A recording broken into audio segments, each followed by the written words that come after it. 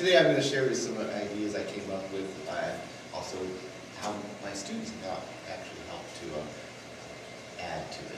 What's nice about being a teacher is that really when the learning situation is the best, you're both exchanging ideas, students and teachers. This is the Farmington River near my home, but those beautiful dendritic fingers that tend to stretch towards the water source, they grow into where the water vapor is the highest concentration, that'd be right over the water surface, so they appear as little fingers approaching the ice. We were just talking about this, Jerry, the ice in the rivers and the beautiful different arrays. You said you took some pictures of this, right? Interesting way as to freeze a bunch of ice, and I'm going to open this up and give one. I will, maybe. Let's think about ice. It is hard stuff. There we go. Exactly. You'll get to see some amazing features in here. Ah, here you are. Now look how because it's got pushing. The pressures of the different balloons caused some very remarkable things. Now this ought to be an interesting one for you. There you are. And another red one for Leo here. Now, look at these guys down here. Almost like interesting little puzzles.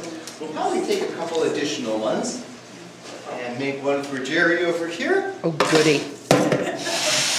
That's going to be a very interesting one. And then one more over here. A nice cool one. Here you are. Now go ahead and I have another one. Go open this up, take off the balloon. I'll give you a balloon. We have plenty of these to work with. Some of the answers you'll find aren't so simple, but first of all, why is ice cold? Is it liquid? No. You can try this, I'll give you a straw. Yours may not be cold enough, but it might still have be. These ice globes were in an environment of near 0 degrees last night. It completely froze, and as a result, I'm just using this as an eyedropper. It's just this one, if you don't mind. Go ahead, I'll give you a little bit here too. I didn't want to do one. See if you can put a little water on the top. Leo, I think yours is going to work really well as well. But notice, it's just turned into ice. What? The only explanation for that is what would you think? So when you put the water on the ice, which is cold, it takes the heat. Right, but if the ice was 32 degrees, would it turn into ice? No. It wouldn't. The surface has to be colder than 32. Yeah. That ice cube is lower than 32. In fact, I would venture if we opened it up, put a thermometer near the center, we'd be way down, maybe 10 degrees Fahrenheit. It's so cold, it acts as a condenser to the moisture in the room. So it basically is like a big dew ball that sits there, but a frost ball because it's so cold, forming the frost, taking moisture out of the room, which really already is pretty dry as the Arctic air is with us. There we go. Perfect. 1, 2, 3, 4. That's all we need. So here is how basically a broken sphere looks like.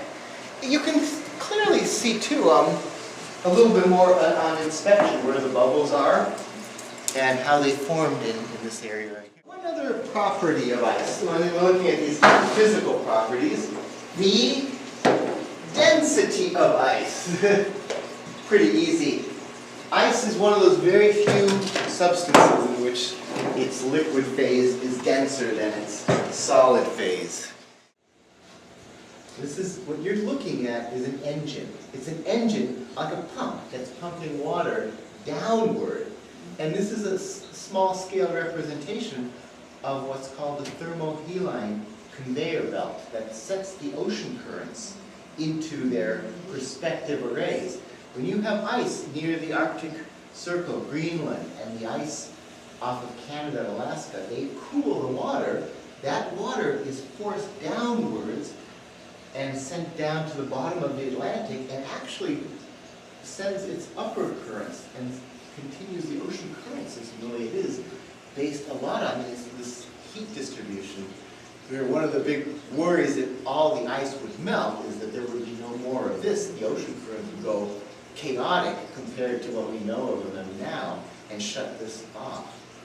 So at that point, or putting too much ice at once could also alter oceans. So the whole interaction between oceans and atmosphere, very important interaction that we still know so little about, but you can probably still see the motion going, and eventually, like in this sample, and almost yours too, there's no more, possibly movement, but you don't see it anymore because it's all diffused. All the molecules of the color have now become completely evenly separated. A little bit of brownie motion going on there. I think it's beautiful. Look at your ice now through the container, and it adds this beautiful, almost like a piece of amethyst sitting in your a nice big crystal. So it looks good. So again, the density of ice, its ability to cool surrounding waters, a very important part of our whole system of. I want to show you how ice does change seasonally.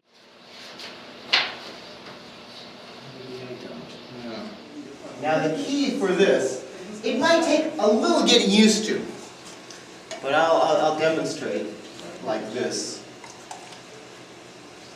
What you have to do is suck up some warm water into your mouth, and the warm water becomes your drill. I'll demonstrate.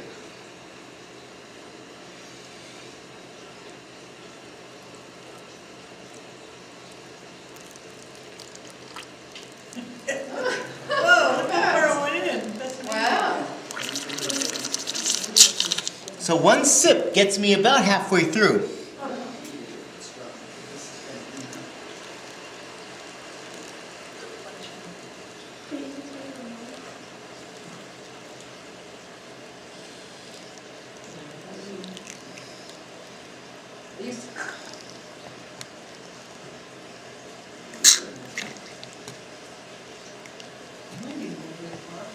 Oh, I'm just there, aren't I?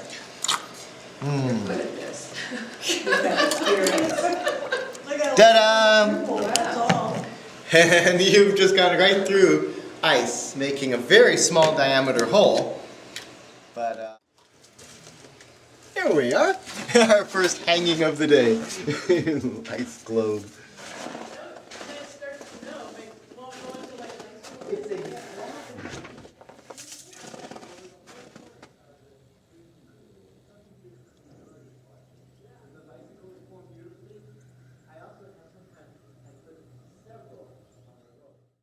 Watch this.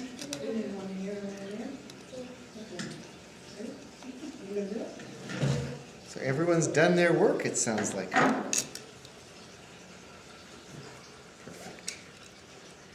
Wow. You see that? Yeah. Now you can already picture what we're going to do. We're going to hang this up. And it'll spin. Oh, look at that. The wind will carry it which way. See the sun. This will be a good angle when afternoon sun reaches it.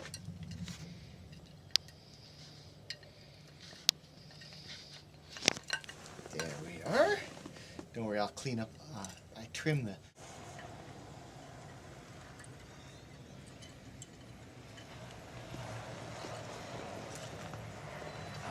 Okay, got it.